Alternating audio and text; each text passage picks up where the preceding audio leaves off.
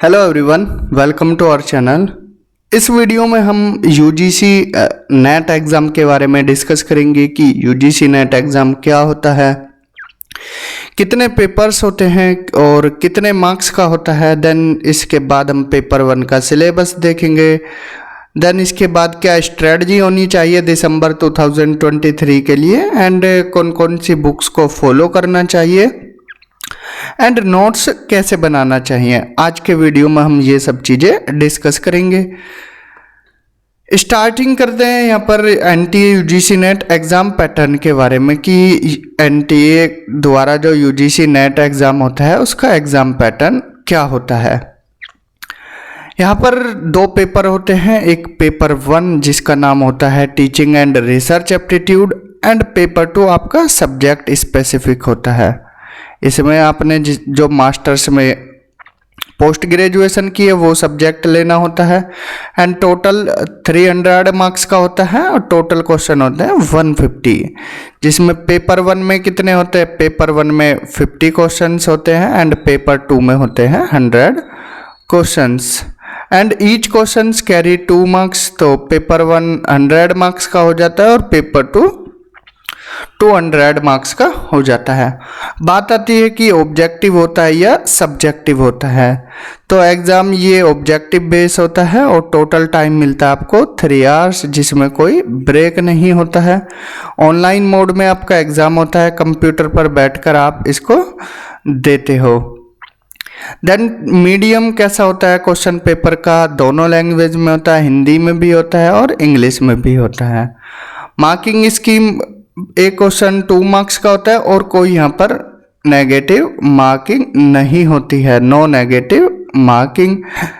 इसका eligibility criteria क्या होता है, पोस्ट ग्रेजुएशन में आपके 55% मार्क्स होने चाहिए। ये जनरल कैटेगरी स्टूडेंट्स के लिए है एंड ओबीसी वालों के लिए। अगर आप एससी एंड एसटी स्टूडेंट्स हैं तो आपको 50% आपके मास्टर्स में होने चाहिए पोस्ट ग्रेजुएशन में। देन एज लिमिट की बात आती है तो नेट के लिए कोई एज लिमिट नहीं है, लेकिन जेआरएफ के लिए यहाँ पर एज लिमिट है। अगर आप जनरल कैटेगरी से हो तो यहाँ पर आपकी एज कितनी होनी चाहिए, 30 ईयर्स एंड अगर जनरल कैटेगरी के आप फीमेल हो तो आपकी एज कितनी होनी चाहिए, 35 एंड ओबीसी एससी एसटी यहाँ पर आपकी एज कितनी चलेगी, 35 ईयर्स। तो ये था NTA UGC net exam pattern. एक बार और बता देते हैं कि 2 पेपर होते हैं, paper 1 and paper 2। Marks 300 marks का होता है, number of questions 150, objective types exam होता है। टोटल ड्यूरेशन 3 आवर्स होती है और ऑनलाइन मोड में आपका एग्ज़ाम होता है। Medium of question paper Hindi English दोनों लैंग्वेज में होता है। मार्किंग स्कीम एक क्वेश्चन 2 मार्क्स का होता है और कोई नेगेटिव मार्किंग नहीं होती। एलिजिबिलिटी क्राइटेरिया पोस्ट ग्रेजुएशन में आपके 55% मार्क्स होने चाहिए। अगर आप SC ST कैटेगरी के स्टूडेंट्स हैं तो 50% होने चाहिए। एज लिमिट नेट के लिए कोई एज लिमिट नहीं है, लेकिन JRF के लिए अगर आप जनरल कैटेगरी हो तो 30 ईयर्स होना चाहिए। जनरल कैटेगरी की आप फीमेल हो तो 35, OBC SC ST के लिए क्या है 30 ईयर्स एज होनी चाहिए। ये था NTA UGC net exam pattern. यहाँ बात करते हैं पेपर 1 सिलेबस की, जो कि सभी का क्या है सेम होता है। Teaching and research aptitude, whether आपका सब्जेक्ट पॉलिटी हो, हिस्ट्री हो, ज्योग्राफी हो, सबका पेपर 1 सेम ही होता है, मतलब सेम सिलेबस। तो यहाँ पर हम डिस्कस करेंगे पेपर 1 का सिलेबस। तो टोटल यूनिट्स होती हैं यहाँ पर 10 टोटल यूनिट्स होती हैं और एक यूनिट कितने मार्क्स की आती है, यहाँ से 5 क्वेश्चन आते हैं। टोटल क्वेश्चन 50 होते हैं और एक क्वेश्चन 2 मार्क्स का होता है। तो एक ही unit 1 unit is equal to 10 marks होते हैं। एक यूनिट होती है 10 मार्क्स की।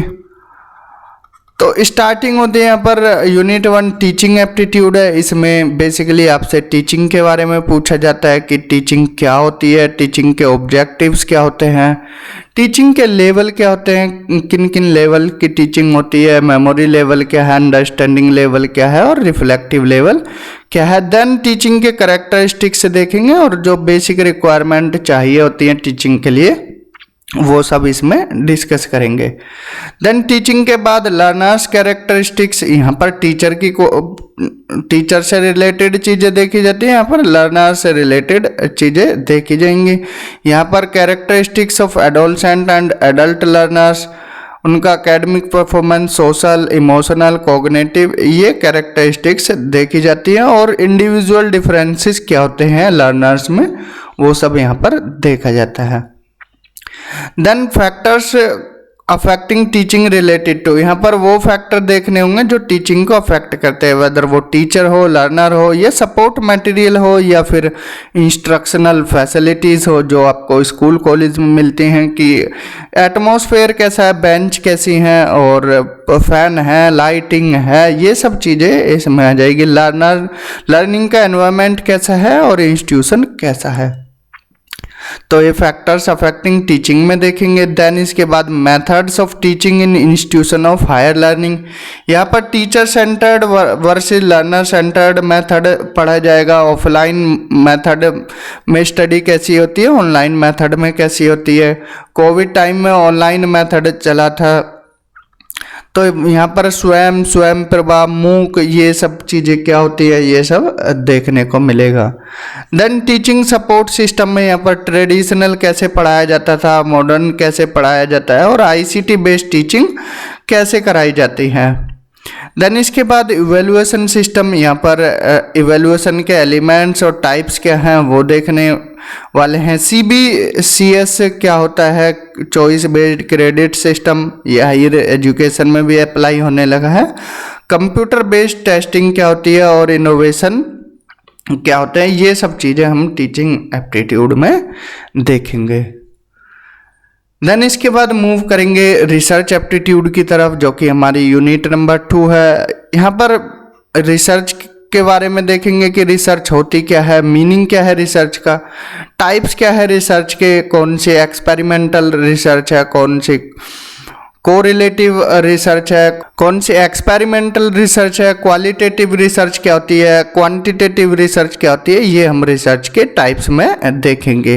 एंड रिसर्च की कैरेक्टरिस्टिक्स क्या होती हैं, पॉजिटिविज्म का कॉन्सेप्ट क्या है, किसने दिया ये, ऑगस्ट कॉम्टे ने कब दिया था, ये सब 1820s में, तो ये सब चीज़ें हम यहाँ पर डिटेल में देखेंगे। एंड पॉजिटिविज्म के बाद post positivistic approach I research में, यहाँ पर यूनिट 2 में ये सब चीज़ें हम देखने वाले। मेथड्स ऑफ रिसर्च में, जो कि हम टाइप्स में भी पढ़ेंगे, experimental, descriptive, historical, qualitative and quantitative, इसके अलावा भी और बाकी रिसर्च है वो भी हम यहाँ पर पढ़ेंगे।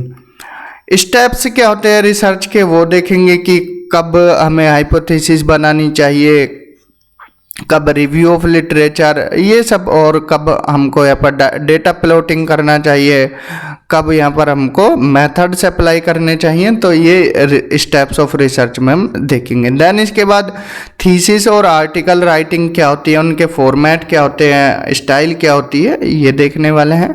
Application of ICT in research, यहाँ पर आईसीटी का यूज़ क्या होता है रिसर्च में वो पढ़ेंगे। एंड रिसर्च एथिक्स क्या होता है वो देखेंगे।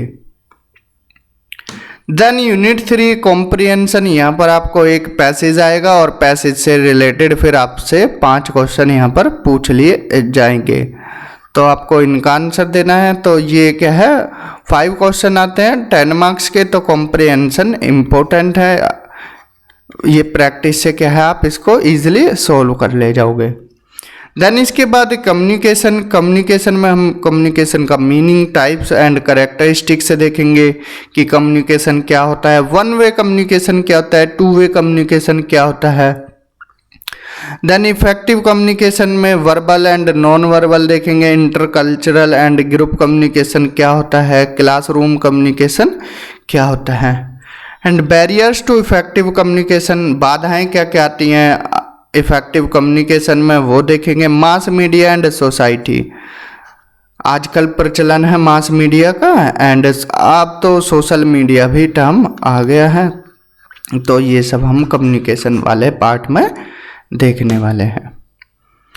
Then unit 5 mathematical reasoning and aptitude से रिलेटेड है, इसमें reasoning and number series, letter series, codes and relationship, mathematical aptitude जिसमें simple time and ratio, time and distance, proportion, percentage, profit loss and SI and CI average, इनसे question पूछे जाएंगे।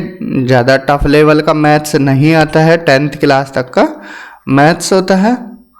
और reasoning में भी आपसे direction, blood relation and seating plan से question पूछ लिए जाते हैं। देन लॉजिकल रीजनिंग, यहाँ पर हम आर्ग्यूमेंट्स देखेंगे, understand the structure of arguments, argument की फॉर्म क्या है, and structure of categorical proposition, mood and figure, formal and informal fallacies, fallacies से क्वेश्चन पूछे जाते हैं। Use of language, connotations and denotations of terms, classical square of opposition. And यहाँ पर फिर रीजनिंग देखेंगे, इंडक्टिव रीजनिंग क्या होती है, डिडक्टिव रीजनिंग क्या होती है। डिडक्टिव जनरल से पर्टिकुलर होती है and inductive particular to general होती है।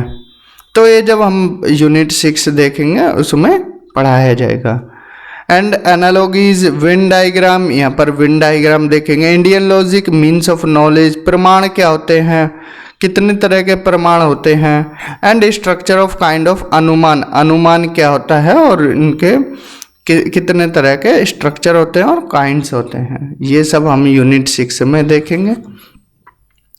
यूनिट 7 बेस्ड होती है DI पर, डेटा इंटरप्रिटेशन। इसमें क्वेश्चन आएगा यहाँ पर, उससे फिर रिलेटेड 5 क्वेश्चन पूछ लिए जाते हैं। अब उसमें आपका बार चार्ट भी हो सकता है, हिस्टोग्राम हो सकता है, या पाई चार्ट या टेबल चार्ट हो सकता है, या लाइन चार्ट हो सकता है। देन इसके बाद यूनिट 8 में ICT, ये कंप्यूटर से रिलेटेड यूनिट होती है। यहाँ पर आपसे ICT क्या होता है, जनरल एब्रीवेशन पूछ लिए जाएंगे, फुल फॉर्म पूछ ली जाएगी कि HTML की फुल फॉर्म क्या है या HTTP की फुल फॉर्म क्या है। इंटरनेट के बेसिक्स पूछ लिए जाएंगे, इंटरनेट और इंटरनेट में डिफरेंस क्या होता है, ईमेल क्या होता है, ईमेल में भी CC क्या होता है, BCC क्या होता है, and audio and video conferencing में डिफरेंस क्या है। एंड इसके बाद डिजिटल इनिशिएटिव देखेंगे हायर एजुकेशन में, जो हमने मूक, स्वयं प्रभा बताए थे, ये सब इसमें भी पढ़ेंगे। एंड ICT एंड गवर्नेंस यहाँ पर ये भी देखने वाले हैं कि गवर्नेंस में ICT का यूज़ कैसे होता है। देन यूनिट 9 ये एनवायरनमेंट से रिलेटेड है। इसमें हम डेवलपमेंट एंड एनवायरनमेंट देखेंगे। MDG क्या होते हैं, millennium sustainable development goals, and SDGs sustainable development goal देखेंगे। Millennium development goals and sustainable development goals. Then human and environment interaction, यहाँ पर एंथ्रोपोजेनिक एक्टिविटीज़ और उनका इम्पैक्ट क्या पड़ता है एनवायरनमेंट पे, वो देखने वाले हैं। एनवायरमेंटल इशूज़ में local issues, regional and global level पर जो इशूज़ हो रहे हैं वो देखेंगे, like air pollution, water pollution, soil pollution, noise pollution and waste की ये समस्या ज़्यादा हो रही है। इसमें सॉलिड वेस्ट अलग पड़ेंगे, लिक्विड वेस्ट क्या होता है, biomedical waste, hazardous waste and E waste, electronic waste, और इनका क्लाइमेट चेंज का क्या इफेक्ट पड़ रहा है और socio economic and political dimensions क्या है। देन पोल्यूटेंट्स का ह्यूमन हेल्थ पे क्या इम्पैक्ट पड़ रहा है वो देखेंगे। एंड एनर्जी के सोर्सेज देखेंगे, सोलर एनर्जी क्या है, wind energy, soil energy, hydro energy, geothermal energy, etc। And natural hazards and disaster पड़ेंगे, जिसमें अर्थक्वेक, सुनामी वगैरह, और इनकी मिटिगेशन स्ट्रेटजीज क्या है। देन इसके बाद एनवायरमेंटल प्रोटेक्शन एक्ट 1986 और इसके अलावा जो एक्ट, पॉलिसीज, एग्रीमेंट्स हैं वो सब पढ़ेंगे, like Kyoto protocol, Paris agreement, Montreal protocol हो, वेदर या अर्थ समिट हो, first earth summit, and international solar alliance, ये सब हम यहाँ पर देखेंगे। एंड लास्ट यूनिट है हमारी हायर एजुकेशन सिस्टम की। इसमें हम इंडिया की एंशियंट एजुकेशन कैसी थी वो देखेंगे, कौन कौन से इंस्टीट्यूशंस थे like Takshashila, Vikramshila. And then evolution कैसे हुआ इंडिपेंडेंट के बाद वो देखेंगे। Oriental conventional and non conventional learning programmes कैसे चल रहे हैं इंडिया में। Professional, technical and skill based education के बारे में देखेंगे। वैल्यू एजुकेशन क्या है और environmental education. Policies, governments and administration, ये सब क्या है हायर एजुकेशन में पढ़ा जाएगा। NIRF रैंकिंग भी आ जाती हैं इसमें, और जो ये हमारे एजुकेशनल इंस्टीट्यूशंस हैं वो भी इसी में आते हैं। तो यहाँ पर हमने देखा 2 मार्क्स का एक क्वेश्चन होगा, टोटल क्वेश्चन 50 होंगे और 100 मार्क्स का पेपर 1 होता है, जो कि सभी सब्जेक्ट के लिए सेम सिलेबस होता है। तो यहाँ पर हमने डिस्कस किया कि क्या एग्ज़ाम पैटर्न होता है UGC नेट पेपर 1 का, UGC नेट एग्ज़ाम का, एंड देन इसके बाद सिलेबस देखा हमने पेपर 1 का। यहाँ पर हम स्ट्रेटजीज देख लेते हैं कि जो दिसंबर 2023 वाला एग्ज़ाम देंगे स्टूडेंट्स, वो क्या स्ट्रेटजीज फॉलो कर सकते हैं। सिलेबस को आप बिल्कुल अपने पास रखिए, चाहे प्रिंट आउट निकाल लीजिए, और लेकिन आप उसको पूरी तरह से समझकर देन इसके बाद अपनी तैयारी कीजिए। 6 से 8 घंटे आपको डेली स्टडी करनी है डेली बेसिस पर, जिसमें आप पेपर 1 को 3 आवर्स दे सकते हो और पेपर 2 को आप 5 आवर्स दे सकते हो।